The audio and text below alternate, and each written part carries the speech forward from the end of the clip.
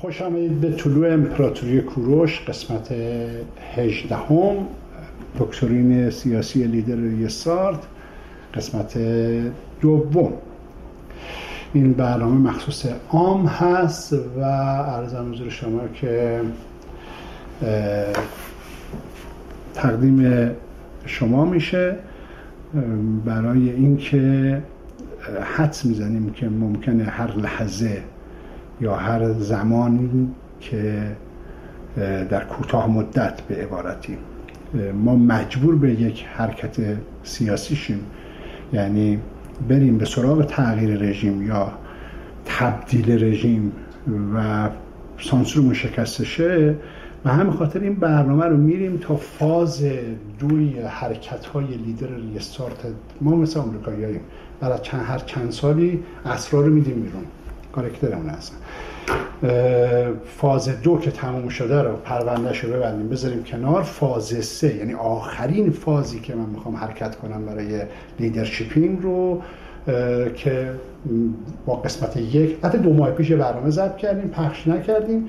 اونجا یک مطلبی رو من گفتم که یه سری چیزا رو لو داد ولی هنوز پخش نشده. به هر حال ولی از 2 ماه و نیم پیش دست به عبارت میشه گفتش که این آخرین فاز رو استارت زدیم تا تکلیف رو مشخص کنیم. در امارات متحده عربی در سال 2005 که من بودم، عرضم حضور شما که خب به هر حال اومدم یک قوی ترین و معروف ترین شومن تلویزیون ایران اومده بود بیرون، جمهوری اسلامی دنبالش بود و در کشور امارات هم همینطور.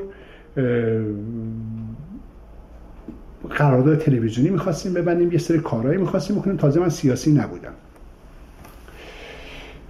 اونجا که داشتیم این کارا رو انجام میدادیم، بعضی جلسات که من نمیتونستم برم بعد برادرام بفرستادم. یه روز سواش کردم گفتم که تو که داری میری این ور اون ور، یکی این که اطمینان به کسی نکن، به هر کسی بیخ گوشت جاسوس ممکنه قرار بگیره، تلفن چروک میشه، سیستم کامپیوتره و یادت باشه که به هر حال جمهوری اسلامی دنبال ما هست برای اینکه نمیذاره که کسی که چندین میلیون دلار خرجش کرده یهو شب بلند شه بره بیرون.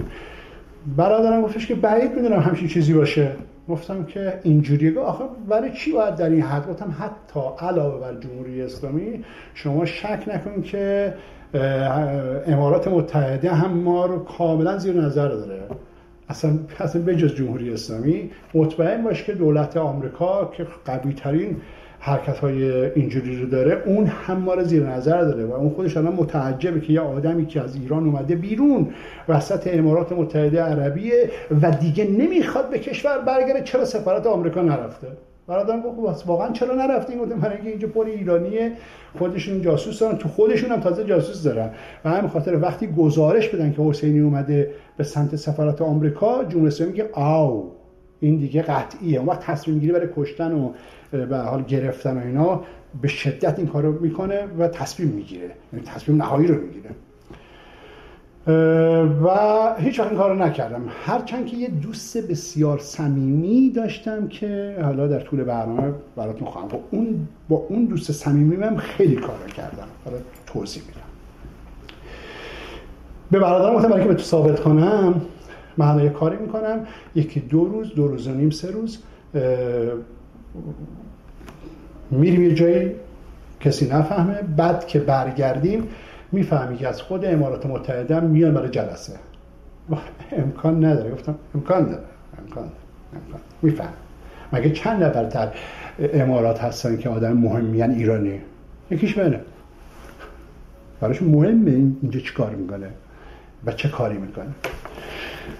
خب به هر حال رفتیم جایی که باید میرفتیم و جاسوسای اونجا بودن. جاسوسا رو البته من میشناسم، یکی از تخصصهای من همیشه بهتون گفتم اینه که شناسایی جاسوساست و استفاده بهینه از جاسوسا. یعنی من اصلا تخصصم سوار شدن بر روی جاسوسه و سوء استفاده، نه استفاده. یعنی جاسوس رو تا لحظه‌ای که میره استفاده میکنم ازش. هر وقت که اسرار رو فاش کردم یا با لگد پرتش کردم بیرون و اینا، بدونید که دیگه قابل استفاده نیست. وقتی هم قابل استفاده برای من نباشه، هیچ کسی نمیتونه استفاده کنه. یعنی من یه طوری استفاده میکنم که هیچ چیزی ازش نمیمونه که کسی برداره. رفتم اونجا، بعد 2 نفر بودن، یکیشون جاسوس بود، یکی نه. به 2 نفر که وایسادن گفتن که آقا یه رازی، یه موضوعی خیلی مهمه. گفتن چیه؟ گفتم من قراره برم کردستان عراق و با آقای بارزانی جلسه دارم برای زدن تلویزیون. گفتن واو خیلی عالیه. گفتم آره ولی به کسی هیچی نگی. از اونجا اومدم بیرون. حالا خلاصه 2 روز نبودم، هیچ کم پیدا نمی‌کردم، خونه هم نرفتم، هیچ کس نمی‌دونست کجام. بعد از 2 روز اومدیم بیرون و رفتیم ساعت 8:30 صبح حدوداً دفتر. تا رسیدیم، دیرم رسیده بودیم، رسیدیم یه آقایی اومد و با دیشتاشه و سلام علیکم. گفتم سلام علیکم. و تشریف آوردین؟ گفت چرا؟ گفتم به داداشم گفتم که این از ایشون بر همین اومده. داداشم گفت فکر نمی‌کنم. گفتم فکر کن، همیشه فکر کن، هر چیزی میگم فکر کن. اومد و گفتم که اومدین بپرسید که آیا من رفتم کردستان عراق یا نه؟ مکس کرد. نرفتم. گفت صحبت هم کنیم. گفتم بفهم تو تا بعدارم که تو افتاده بود دیگه، جامپ بود که اونجا سوالایی کردن اینا. گفتم نه. گفت پس چرا گفته بودن که اینجوری؟ گفتم نه اینجوری نبود، یه موضوع دیگه بود، خانوادگی بود، زیاد مهم نیست. رفتم امارات متحده عربی. هم اون دفعه بهتون گفتم 2-3 میلیون 5 میلیون 6 میلیون دلار من بدهکار. خودشون میگن 2-3 میلیون دلار. خودشون میدونن که 2-3 میلیون دلار بدهکارن، نگفتن ولی میدونن که بدهکارن. ولی چون جون منو نجات داد، داره من خیلی براشون خیلی احترام قائلم، چون سازمان امنیت امارات در اصل من گفتش که فرار کن، چون ما اینجا نمیتونیم حفظت کنیم، نمیتونیم ازت مراقبت کنیم، برو. یک نفر از اون میشناختم، میدونستم، گفت برو، که ما هم رفتیم. من سیاسی هم تازه نبودم. این برنامه در مورد این است که لیدر باید چه شاخصهایی داشته باشه، چه مشخصاتی داشته باشه. یک لیدر چگونه باید لیدرشپ کنه؟ یه لیدر چطوری میتونه با $1 ساختار سازمان امنیتی رو بذاره هم؟ چطوری میتونه مدیریت کنه یک سیستم رو؟ اون موقع که رضا پهلوی گروه‌های سیاسی سرشون با کونشون بازی میکرد، هیچ اطلاعاتی نداشتن، اون موقع صفحه فیسبوک من 370,000 تا بود، تو یوتیوب هم داشتم طرح تعقیب رژیم میریختم. یعنی ببین دنیای مجازی رو چقدر میشناختم. جمهوری اسلامی چند روز پیش میگفت ما نمیدونستیم که گوشیمون رو نبریم تو جلسات خصوصی. 2005 من چه توصیه هایی رو به برادرم کردم که گوشیت مراقب باش، کامپیوترت مراقب باش، اینا نمیدونستم. این نکته خیلی مهمیه که مربوط به این برنامه است که در این برنامه میخوام اولین خصلت یک لیدر و رهبر رو معرفی کنم با این دکترین سیاسی که هر کسی در هر جای جهان، هیچ ربطی تازه به ایران نداره، هر کسی در هر جای جهان، هر ملتی و هر گروهی با این شاخصهایی که من توضیح میدم سرشو که بلند کرد بگه واو، پس این رهبره، این سلطان منه، این پادشاه منه و این امپراتور منه. تدریس دکترین سیاسی که بدیم. در امارات من و اون دوست صمیمیم خیلی کارا کردم. بعد که رفتیم قبرس، اونجا هم حالا کاری نداریم، اونجا زیاد با دوست صمیمیم کار خاصی انجام ندادم. اما زمانی که وارد آمریکا شدم، دوست صمیمیم بسیار به من کمک کرد. چه کمکایی کرد؟ تو برنامه‌های قبل، تو صفحات پستو نیوز، ریستار، شب بخیر ایران و در برنامه‌ها توضیح دادم، چند تا جمله رو من توضیح دادم که خیلی ها این جملات رو شاید نفهمیده باشن. یکی اینکه همه چیز در کنترل ریستارت است. همه چیز در کنترل ریستارت است. دو، گفتم که لیدر ریستارت رضا پهلوی رو علم کرده و با رضا پهلوی گردابی درست کرد تا همه در این گرداب، همه بی‌ناموس‌ها در این گرداب، تمام جاسوس‌ها و خائنین در این گرداب، تمام کسانی که مزدورن پول گرفتن در این گرداب غرق کنن. ریستارتیا سوال کردن که این گرداب رو چجوری لیدر ریستارت درست کرد؟ لیدر ریستارت برای تولید همچین گردابی با چه اندیشه و تفکر این کار کرد؟ این سوالی بود که بعضی ها تو ذهنشون می‌پرسیدن. من به 3 طریق این گرداب رو درست کردم. نمبر 1 از طریق پخش برنامه‌ها. یعنی روزی که من راجع به برنامه تبدیل رو می‌رفتم، برآیندهای نیروهای اپوزیسیون‌ها و گروه سیاسی رو نه تنها تغییر میدادم بلکه تربیت هم میکردمشون. یعنی همیشه بهتون گفتم شما بدونید اگر همین الان 500,000 دلار بنویسید دم در خونت، همه میریزن. شما 1,000,000 دلار بذار دم کوچه، همه میان. برو بذار مغازه، تو هر خیابونی دلت میخواد بذار، ملت میریزن پولا رو برمی‌دارن. طرح‌های سیاسی، نویسندگی سیاسی، طرح تغییر رژیم میلیاردها دلار قیمتشه و همه بابتش پول میدن و همه میدونن این لاشخور دنبالشن. من از این استفاده کردم. یعنی توی برنامه‌هایی که دادم بیرون، برنامه بسیار خطرناکی بود، دادم بیرون، با این برنامه‌ها ساختار سیاسی گروه‌های سیاسی داخل و خارج رو به هم زدم. یه زمانی مجاهدین خلق با رضا پهلوی اونجوری بودن، الان اونجوری هن. اینا همه در این فرایندی بودی که اون گردابه راه افتاد که شما ریستارتی‌های بزرگوار شروع کردیم با قدرت تبلیغ کردن. بعضیا از ریستارتی‌ها هم سوالایی میپرسیدن که ما بهشون یا حذفشون میکنیم، بودیم برو بیرون، سوال براتون میپرسید بفرمایید، چون نمیدونن طرح ما چیه، اصلا نمیدونن ما داریم چیکار میکنیم.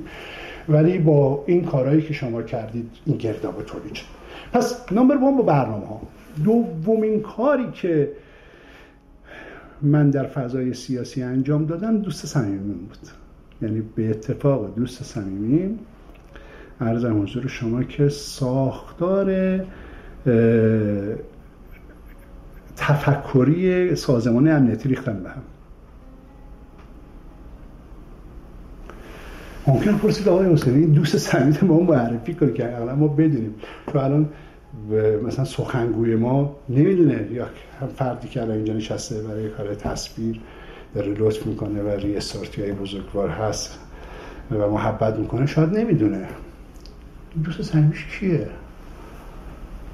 چطوری میریزه سیستم رو به هم. این دوست صمیمی منه، دوست صمیمی حرفه‌ای من در امارات متحده عربی تا الان اینه. سال 2016 2 تا گروه در فضای سیاسی تولید شده بودن. یک گروه که فعلا نمیخوام روش حرف بزنم، بعدها حرف میزنم. یک گروهی که اصلا شماها نمیدونید، یک گروهی که بهش میگن در سایه، در پنهان. یک گروه دیگه ای تولید شد که این گروه توش تمام رسانه ها توش بودن، خبرگزاری ها توش بودن، آدم ها توش بودن و عرضم حضور شما که این گروه که روح الله زن هم تو این بود که بعد یک نفر لوش داد و اون شرایط که کسی هم نمیدونه. این گروه میدونه من کی رو میگم، این گروه میدونه ولی مردم نمیدونن. یک نفر لو رفت که کی بود و روح الله زم رو برد به سمت اعدام، اما یکی دیگه هم هست که نمیدونن. چرا این یکی دیگه رو نمیدونه مردم؟ برای اینکه این یکی دیگه ای که روح الله زم به کشتن داد تو این گروهه. همین خود گروه توضیح نمیده. این گروه به هر حال کاری نداریم. این گروه یک فضای خاص خودش رو داشت. رئیس این گروه حد فاصل هوشیش با کل گروه واقعا 6 برابر بود. یعنی خود این گروه یه رئیسی داشت، هنوزم هستن، شکلش فرق کرد، یک رئیسی داشت که خیلی آدم باهوشی بود.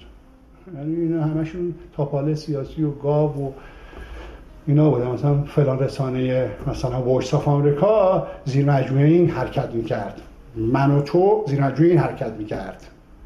این خودش هم یک رئیس داشت، یعنی یک گروه چند نفره داشت، اونها خطوط میدادن، اما این خیلی مدیریت خیلی خوبی داشت.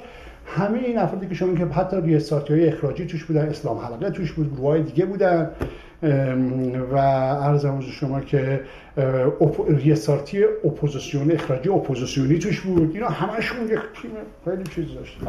این رئیسش رو من تلفنی باش در 15 دفعه صحبت کردم. در یکی از صحبتایی که باش کردم بهش گفتم که شما میدونید که هر وبسایتی وارد بشی، هر مسیجی تو موبایلت باز کنی، عرضم شما که هر لینکی وسط بفرستن، اینا دست به عبارتی هکی، یعنی خودت رو هوا بدون. گفت بله اینها رو میدونم. بله میدونم. خیلی آدم مؤدب و خیلی مؤدبه. گفتم میدونم اینا رو میدونی اما اینو نمیدونی. گفت بفرمایید. گفتم که عرضم حضور شما که شما الان داری با من با واتساپ صحبت میکنی. گفت بله. گفتم وقتی واتساپ داری یعنی کلا دست سازمان امنیتی و هر مسیجی هم که بفرستی میبینن. فراموش نکن هر اپی که در گوگل پلی هست یا در اپل استور هست، هر اپی باید با اجازه یک تیم وارد بشه، که بعدها حرف من صحت پیدا کرد. یعنی تلگرام کانال ریستارت و کانال ما رو بس شومنبانو، ولی توضیح داد که من بستم چون اپل استور و گوگل پلی به من گفتن اگر نبندی میندازیمت بیرون از اپ و من مجبور شدم که این کارو بکنم. یکی از بهترین کانال‌ها رو بستم. بهش گفتم واتساپ بیارد باشه. وقتی شما واتساپ دارید، کلا من منظورم این بود که بدونی که گروه‌های سیاسی دیگه دارن گوش میکنن. من قبول ندارم اینو. گفتم حالا من توضیح دادم شما در جریان باشه. اینجا تعجب نکرد. تعجبش زمانی بود که 2 هفته بعدم که با هم صحبت کردیم من دوباره با واتساپ صحبت کردم. من گفت پس شما که اینو میگی چرا واتساپ هنوز داری؟ گفتم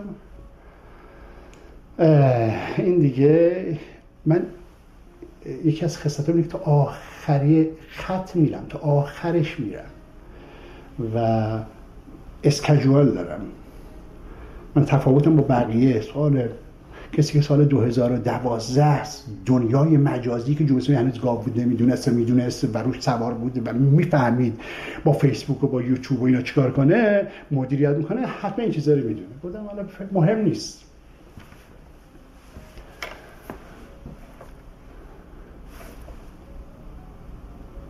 گردابی که با رضا پهلوی تولید کردیم حتی تا 2 ماه خورده پیش که من با دوست صمیمیم داشتم تو اتاق صحبت میکردم، واسهش توضیح دادم. گفتم یه مشکل بزرگ داریم دوست صمیمی.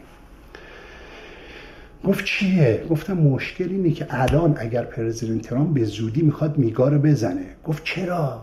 گفتم برای این که میخواد فشار بیاره به جمهوری اسلامی که برای مذاکره کن یا نگاه کن میگا رو میزنه، که بگه ببین میرم برای تغییر رژیم و حواست باشه میزنه. به همین خاطر خدا نکنه اگر رضا پهلوی اینا بفهمن صبح رضا پهلوی میگا رو بگه، وقتی میگا رو بزنه مردم ایران نمیفهمن منم یا منظور ترامپ، منم یا رضا پهلوی.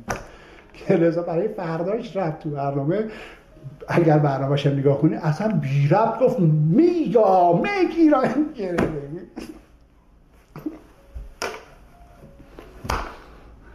نه از اینا سرویس کردیم ما.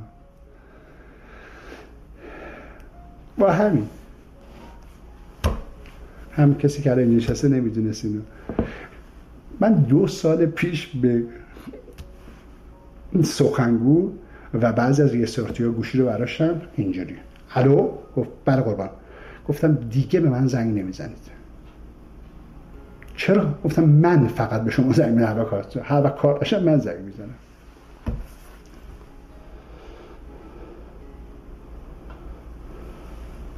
برای همین بعضی ریاست‌ها نمیدونستن، میگفتن آقای حسینی اصلا کاری با کسی نداره، چرا یهو تمام بسیجی‌ها سپاهی‌ها تو صفاشون میگن مرگ بر حسینی که صفحه دلقه که صفحه، نمیدونن چرا. برای اینکه من با دوست صمیمیم طرح‌هایی به اینا دادم که شکست خوردن.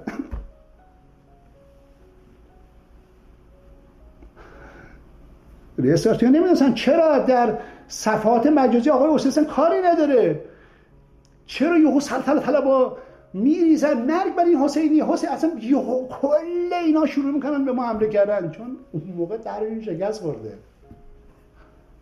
بعد خیلی مادر قبن طرحو گوش میکنه. به همین خاطر من سال 2016 به ریاستی اعلام کردم آقا تلفن‌های من ملاک نیست، حرفایی که میزنم ملاک نیست، میرم تو دستشویی باد درد میکنم ملاک نیست، اینا جزء سیستم تفکرات منه. هرچی اینجا میگم درسته. اون موقع سفر کلا بسته بوده من نظر فکری. دوست صمیمیم بذارم.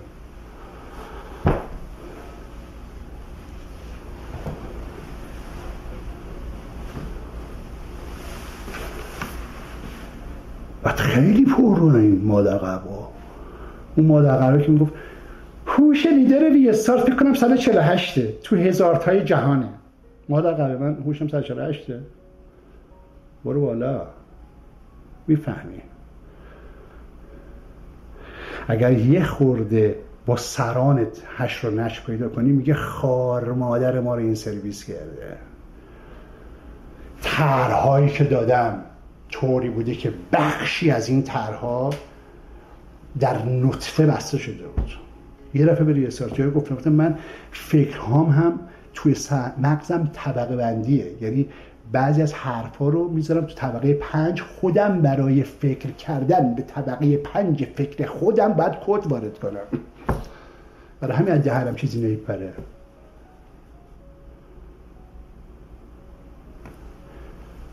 شکست خوردم. بعد برای اینکه شما ریاست‌جو بدونید چقدر اینا بی‌ناموسن، یارو طرح منو بدون اجازه من گوش کرده، طرحو برده دستشویی کرده تو طرح، رضا نابود شده، تیما نابود شدن، شخصیت‌ها نابود شدن. عصبانیت بیشترش هم اینه که وقتی داشته گوش می‌کرده دیده من یه طرح دیگه هم دارم به یه گروه دیگه میدم. یعنی داخل جمهوری اسلامی هم داشتن طرح همه دارن طرح رو گوش میدن. طرح چیزیه که رو پاهای منین. الان چرا شما رژیمو نمیتونید عوض کنین؟ 10 بار در کشور کودتا شد نتونستن. تا جنگ همه چرا رو پای ما ریاست‌جویان؟ ما که با کسی کار نداریم. چرا؟ برای اینکه طرح نویسنده باید قوی باشه، یک لیدر احتیاج داریم. الان ناراحت میدن برای اینکه بفهمی مثل اینونه که فکر کن مثلا یکی اومده تو گاف صندوق خونه 100 میلیون دلار دزدیده رفته، 2 ماه بعد زنگ میزنه الو کثافت، میگی شما؟ میگه همونی هم که پولاتی دزدیدن. میگی برای چه فوش میدی؟ پولا رو رفتی کثافت لگن. بعد میگه چرا فوش میدی آقا؟ میگه برای اینکه یکی از این 100 دلاریا که بسته بود 4 تا 100 دلاری توش نبود. ایناست. میگن چرا طرح کامل تعریف نکردی؟ بیا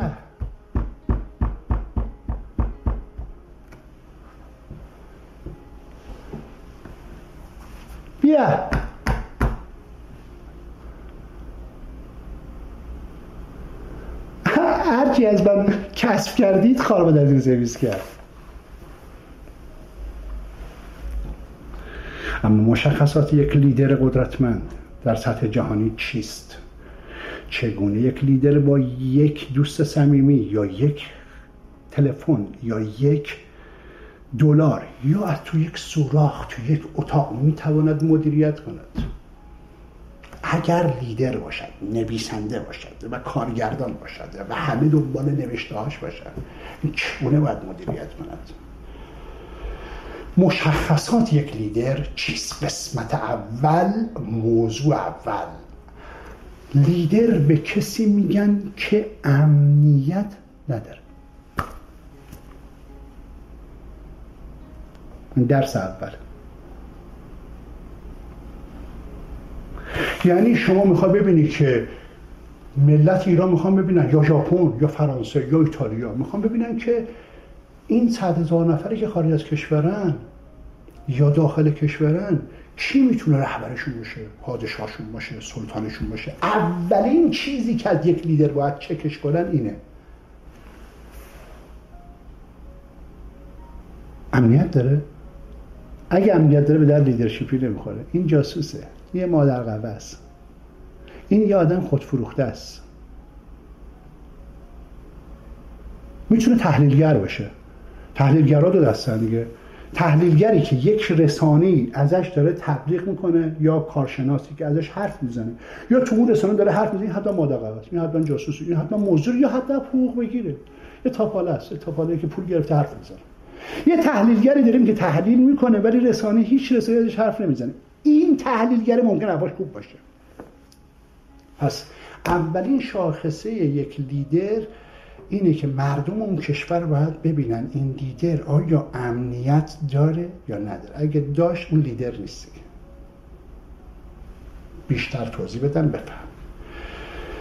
پس مردم هر کشور باید ببینن این کسی که در خارج از کشور یا داخل کشور، حالا خب من بر خارجش میگم، داخلم هستش، فرق نمیکنه شکلش فرق نمیکنه، خارج کشور، این آدم هایی که در خارج از کشور هستن آیا پاسپورت دارن یا ندارن؟ یعنی سیتیزن یک کشورن. اگر هستن بششتش، این حتما مادر قوه است. چرا؟ چون لحظه ای که شما سیتیزن یک کشور میشی، لحظه ای است که شما نمیتونی برانداز بشی. این راز بسیار مهمیه که مردم ایران نمیدونن. یعنی هر کسی که میاد تو خارج از کشور، تو هر کشوری در جهان، میره آلمان، میره فرانسه، میره ایتالیا، لازم مده. لحظه که میخواد سیتیزن بشه، یارو ازش سوال میکنه آیا میخوای رژیم عوض کنی؟ آیا با کشوری درگیری؟ آیا هدفی داری؟ این قانون گلوبالیست ریختن. یعنی شما وقتی میخوای سیتیزن شی، 7 تا ماده توش در تمام جهان وجود داره. آیا عضو گروه سیاسی خاصی هستین؟ آیا هدفی از سیستم چیزی داری؟ آیا کار تروریستی کردین؟ آیا میخوای رژیمتو عوض کنین؟ اگه بگه هر کدوم آره، نمیتونه. یعنی اگر رضا پهلوی بگه آقا من میخوام رژیم عوض کنم، بهش نمیتونم سیتیزن شی. اصلا سیتیزن بشه نمیشه. اصلا نمیشه، چه جهان سیتیزن نمیشه. یعنی رهبر به کسی میگن که نمیتونه سیتیزن بشه. یعنی چی؟ یعنی رو هواست. کشورهای جهان بهش سیتیزن نمیدن، سیتیزنشیپی نمیتونه بهش بگیره. پس هر کسی در خارج از کشور میخواد سلطان و پادشاهی تو شه، اولین سوالت ازش اینه آیا قسم به پرچم کشور دیگری خوردی؟ اگه گفت آره، بدون که این لیدر ساختگیه. یعنی چی؟ یعنی انگلیسی ها، فرانسوی ها، آلمانی ها، اروپایی ها، یک کشوری اعلام کرده که درسته که این داره ادای لیدرشیپی و پادشاهی و براندازی در میاره، اما مال خودمونه، بهش بدید تا بتونه بره مسافرت. چون پول داره فلان ارگان تو آلمان میخواد رضا پهلوی در باید بره مسافرت، هر وقتی که بتونه بره.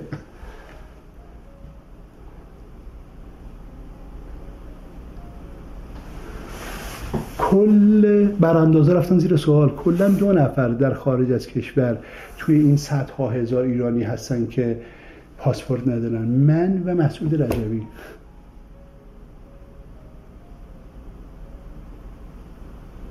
نمیتونی سیتیزن باشی. یعنی ایرانی باید انتخاب کنن که میخوان حکومت و دست لیدر ریاست بشه یا دست مریم رجبی و مسعود رجبی.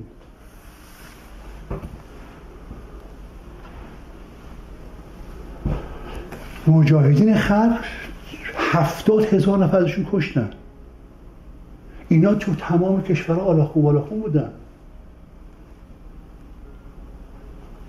قد هیکل دستشویی میرن پول میرینن، پس با پول نمیتونستن بگیرن. آقا میتونه 500,000 میگه فلان کشور اقامت بگیره، این مال رضا پهلویه بهش میدن چون جاسوسه. اما اگه بدونن تو واقعا براندازی میخوای رژیم کشور رو عوض کنی، 500,000 دلار چیه؟ 10 میلیون دلار بده. من تو قبرس 5 برابر پولی که باید یک نفر داشته داشتم، به من اقامت ندادن.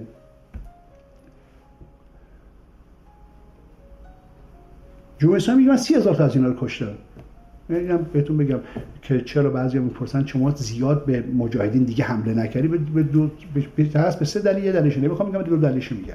به 2 دلیل. یکی اینکه اینها عرضم حضور شما که در برآیند نیروهای موجود بین اپوزیسیون و گروه‌های سیاسی نماها و سپاه بسیج جمهوری اسلامی، توی این برآیند نیروها نیرویی رو تولید میکنن که دشمنان اپوزیسیون رو اصالتا تضعیف میشن. یعنی حتی اگر مثلا یه زمانی رضا پهلوی رو قبلا تبلیغ میکردن که بعدش رو هوا بکشنش، مثلا یه جوری رو بندازنش رو هوا بعد کشور بگیرن، در اون موقع هم رضا پهلوی رو مظروفی میدیدن در ظرفی که تولید کردن و این ظرفی که برای رضا پهلوی تولید کرده بودن اندازه‌ای مشخص داشت که این مظروف رضا پهلوی تو این ظرف نمیتونست رشد کنه. یه مترسه که دستمال توالت احمقی بود که بدونی که خودش بفهمه اونجا هوا رو میکشید، ولی توی این ظرفه یعنی گروه سلطنت طلب ها رو مظروف کرده بودن و شکل مظروف همیشه به نوعی شبیه ظرف میشه. پس ظرف رو تولید کرده بودن، اینو وقتی ریختن تو شبیه این ظرفه شده، پس من خطر برای ما نداره. رضا مجاهدین ماره که تخریب در اصل میکنن خیلی هوشمندانه مخالفین در پیت اپوزیسیون ریاستو و تأسیس. دلیل سوم این که ما زمانی که امپراتوری پارس بیاد، عرضم حضور شما که دستون به خون آلوده نمیشه، کمتر آلوده میشه. چرا؟ برای اینکه تو اون زمان ما از مجاهدین خلق یه اتوبوس میذاریم، یه سریشون رو سوار میکنیم، میاریم وسط ایران، اینترنت ها رو قطع میکنیم، سیگار برگ رو روشن میکنیم. اینها هم گروهی هستن که در حال کشتاره. اینترنت زمانی اینجوری که قطع نمیشه که دراویش گونابادی، دراویش یارسان، گروه های اقلیت های دیگر دینی، کسانی که کشته شدن، اینها زمان اینترنت نمایندهشون ما صدا کردیم دیگه، داریم میگیم ما از این فلان ساعت اینترنت قطع میشه، شما حق دلت بخواد بخون. مجاهدین یکی از اون گروه هایی هستن که قشنگ این مهره ها رو میشناسن و چون 70-80% هم دشمنانمون به نوعی شبیه نقطه اشتراک داریم و همین خاطر خب خیلی خوبه که اینها تا خاموش شدن سیگار برگ به عبارتی به کار خودشون برسن و همین خاطر گفتیم فعلا دیگه بهشون حمله نکنند. دقت کن سال 2012 هم وکیل من هم یک نفری که اونجا توی واشنگتن دی سی بود که منو دوست داشتن، اون اول منو خمیشون دوست داشتن، دیگه بعداً دشمن شدن همه. به من گفتم چرا اینایی که جنبش دانشجویی ان اینا چرا میان آمریکا یا هر کشوری میرن، اینا نمیرن سراغ به حرکتشون ادامه بدن، مرگ بر جمهوری اسلامی، رژیم تروریستی، اینا نمیگن. گفت برای اینکه سیتیزن میخوام بشن. آقا اینا رو میگن سیتیزن نمیشه. گفتم پس برای همین ساکن همش تو دانشگاه خب همه جا اینجوریه، همه جای دنیا اینجوریه. و همون سال 96 لحظه‌ای که من می‌خواستم قیاما رو انجام بدم 3 ساعت می‌خوام خلوت کردم. گفتم حسینی شرط لیدرشپی اینه که خونت رو خراب کن تا بتونی کشورت رو آباد کنی. انتخاب خب واقعا می‌خواین کارو بکنی. من حالا می‌خوام بگم 3 ساعت دروغ نگم، بالای 2 ساعت واقعا خلوت کردم. واقعا گفتم تصمیم بگیر، الان میدونی که تو میدونی چه اتفاقی میفته. تازه من و توی ریاستارتی شانس آوردیم ترامپ اومد سپاری کرد تو تیم تروریستی، وگرنه جمهوری اسلامی یادتون باشه در اون سال توی شورای امنیت گفت این حسینی رزیدنس، نگفت سیتیزن، میدونه زمین چیزه رو گفت حرفش این بود طبق قوانین گلوبالیست، طبق قوانین حقوق بشر، طبق قوانین سازمان ملل، طبق قوانینی که نوشته شده، هر کسی که بخواد رژیم کشور دیگری را عوض کنه باید تحویلش بدید. حسینی رو چه تحویل نمیدید؟ تهران منو نداد. حالا همین به شما یه سری میگم تراس فقط به تهران، فقط هرچند که تو آمریکا این اتفاق به ندرت میفته چون آزادی بیان هم داشته، ولی تو من اگه انگلیس بودم که الان ایران بودم، من الان بغل خیلی دفع بودم، تو فرانسه و آلمان بودم اینجوری بود. پس درس اول، یک لیدر حتما خونه‌ش رو باید خراب کنه. نمیدونم جمله مال کیه، ولی هر کی از درست خوب فهمیده، گلوبالیست شناخته، نوع این تفکرات شناخته. یک لیدر برای آباد کردن کشورش باید خونه‌ش رو خراب کنه. اگر تصمیم بگیره خونه‌ش رو خراب کنه، چجوری سیتیزنشیپ شده؟ سیتیزن یک کشوره، پرچم اون کشور قسم خورده، چجوری دنبال خونه یه خونه دیگه است؟ ببین شما جنده هم باشی شب میره خونه‌ت. کسی که خونه خودش و سرزمین خودش رو بدونه که این چطوری توی یک کشور دیگه خونه درست کرده، پاسپورت داره، چطوری اون کشور به این پاسپورت داده. سوال اول اینه، هستن اولین سوال اینه چطوری رضا پهلوی پاسپورت داره، چطوری اینایی که تو شبکه‌ها میشنن حرف میزنن مادر قهوه پاسپورت دارن، چطوری پاسپورت دارن؟ چطوری تو میتونی رژیم کشورت رو عوض کنی و سیتیزنشیپ یک سیتیزن بشی توی کشور؟ مگه میشه؟ قوانین سیتیزن هست، هر خری میتونه بره سرچ کنه میفهمه، مگر اینکه تو خودت فروخته بشی، مگر اینکه یک کشور اینم بوده. یه مثال کوچولو بزنم و برنامه رو تموم کنم. به جز مجاهدین خلق وقتی از کشور اومدن بیرون، شما نگاه کن این همه کشته شدن، رفتن آلبانی کشور اصلا اسمش نشیده بودی، اصلا فقط در به در دنبال اقامت بودن، امنیت نداشتن. هیچ سازمان‌های امنیتی هیچ کدوم نمی‌خواست این کارو بکنن، هیچ کشوری رئیس جمهورش نمی‌خواست این کارو بکنه. چرا؟ میتونستن بگن آقا خانم آقای رجبی و دوستان بفرمایید پاسپورت فرانسه، پاسپورت آلمان، ندادن بهشون، ولی رضا پهلوی پاسپورت میدادن. خمینی زمانی که رهبر بود، همینم به ترتیب میخوام توضیح بدم بفهمید، خمینی امنیت نداشت، داخل ایران مشکلات داشت، گرفتنش تبعیدش کردن به عراق، امنیت نداشت، پاسپورت دیگه نداشت، رو هوا بود تا سال 57 معلوم نبود کشته بشه نه. ببینید رضا شاه زمانی که ازش حکومت رو گرفتن مقابل انگلیسی ها وایساد، به نوعی سیاست انگلیس یعنی این دیگه، سیاست انگلیس یعنی مادر تجاوز میکنه، خودتو میکشه، پولاتو میخوره، بعد ارزم حضور شما رضا پهلوی رو علم میکنه، بچه خر تو که بابا به مادرش تجاوز شده پولاش خورده، به این رضا پهلوی رأی میده که صاحب اصلی کسی بوده که به خواهر تجاوز کرده، به مادری تجاوز کرده. سیاست انگلیس اینجوریه، بچه‌ش آوردن ببره. رضا شاه زمانی که برش کردن امنیت نداشت، اقامت نداشت. رضا شاه عجیب شاه بود دیگه، این مادر قهوه که حالا مادرش شده خوبی بود، این زن پسر قهوه، یعنی پسر زنش قهوه، این که دیگه شاه مملکت بود. چطوری فرانسه، آلمان، انگلیس، این همه کشور در جهان بردن توی جزیره؟ حرفشون هم درست بود، یعنی انگلیسی گفت ببین هر جایی تو بگی اقامت بدن چشم، بس تو کسی اقامت نمیده. همین میگن کیه؟ این کیه؟ این که شطور سوار بوده، استبل، که آدم مهمی نیست. فرح دیبا و شاه زمانی که از کشور خارج شدن دیگه تموم شده بود، امنیت نداشته، تازه لیدر شدن. یعنی شاه تازه شد لیدر. گفت واو عزیزم میریم آمریکا. گفتن آمریکا نمیتونه بره. انگلیس گفت انگلیس هم نمیتونه بره. گفت فرانسه گفت فرانسه نمیتونه. رو هوا، فرح رو هوا. آخر فرح توسط هاشمی رفسنجانی اقامت بهش دادن، چون پولایی که شاه آورده بود و هاشمی هم که شریک بود دیگه. یعنی انگلیسی‌ها فرح رو برداشتن که داشت کودتا می‌کرد، هاشمی رو گذاشتن جاش. با هماهنگی انگلیس توسط هاشمی بهش اقامت دادن که تا چند سال پیش هم رضا پهلوی حرف نمی‌زد، برای اینکه مامانش میگه حرف بزنی پولامون رو میگیره. بذار رحمتی رژیم داره عوض میشه میگیم وسط.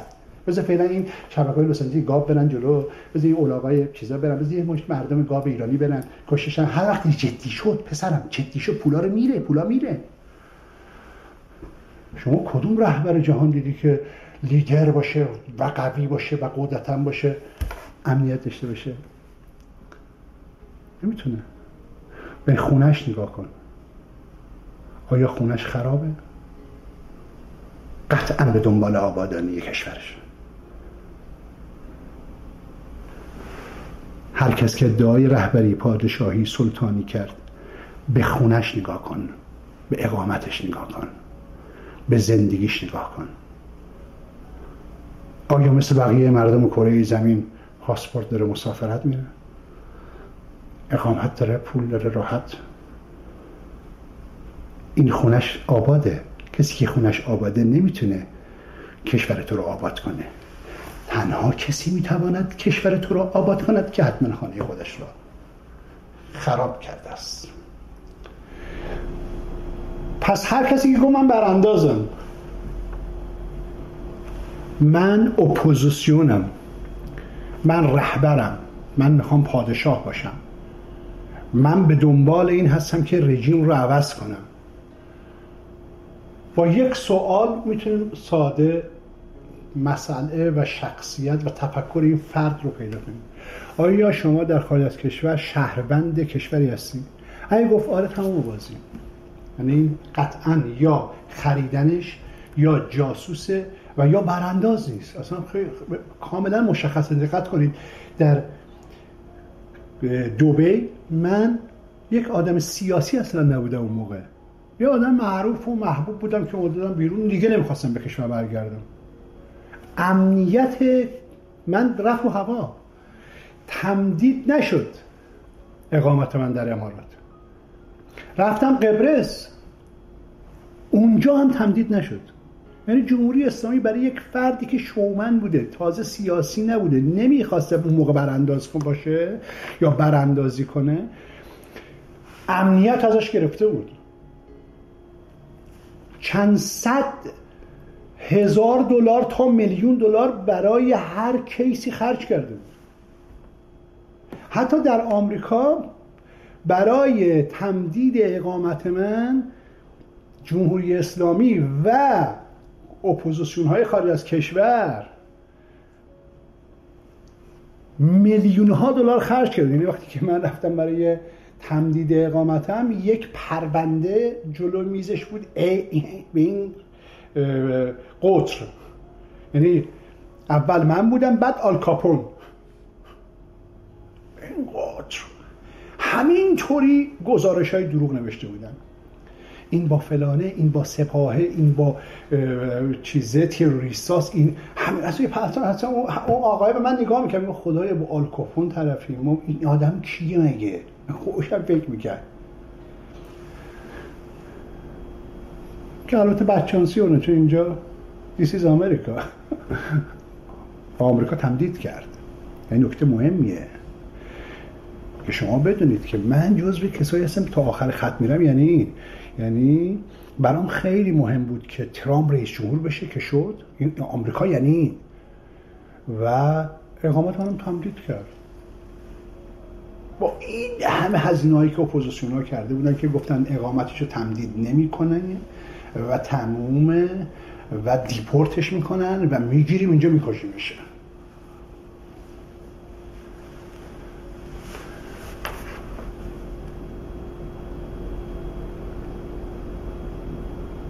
این برنامه یک راز مهم رو برای توی هموطن فاش کرد. کسی که شهروند جاییه نمیتونه برانداز باشه، اقامتش باطل میکنه، سیتیزنشیپیش ازش میگیرن، دیگه سیتیزن نمیتونه باشه. چطور این همه قارت قورت میکنن؟ امنیت چه تأثیری داره؟ خیلی ساده، از سازمان‌های امنیتی جمهوری اسلامی و همه دست در دست هم هدفشون اینه که تو اقامت نتونی بگیری، با فشار مالی، با فشار روحی و با فشار فکری بتونن کاری کنن که تو رو بخرن. خیلی ساده است. اگه اقامت داشته باشی، امنیت داشته باشی، دیگه نمیتونن با تو بد صحبت کنن. پس این فشارها برای اینه که اون فرد مکانی نداشته باشه که خیالش راحت باشه و با فشار بهش بگن یا با مایی یا کجایی. یعنی یک رهبر و یک رهبر حقیقی نمیتونه شهروند جایی باشه. این خیلی راز مهمی بود که تو این برنامه برای شما توضیح دادیم.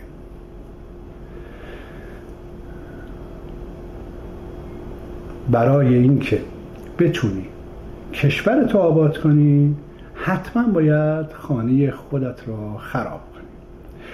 پس به تمام افرادی که در خارج از کشور هستن نگاه کن. اگر خانه آنها خراب است، اگر رو هوا هستن، اگر اقامت ندارن، اگر سانسورن، اگر رسانه ها تبلیغشون رو نمی کنن، اگر به پول تلویزیون نرسیدن، رسانه ندارن، اینها رهبران واقعی هستند. زیرا که خانه خودشون رو خراب کردن. اما اگر رسانه دارن، تبلیغ میشن توسط سازمان‌های امنیتی، کشورها، رسانه ها و اقامت دارن، ماهیگیری میکنن، مسافرت میرن، عکس میگیرن، اینها قطعا خودشون رو فروختن. اینها خانهشون آباد است. تو به دنبال این هستی که کشورت رو آباد کند؟ زهی خیال باطل. بدرود. با تو تاریکی دگر نیست، جنگ و کشتار و درد نیست، این درونم چیست؟ پس اینا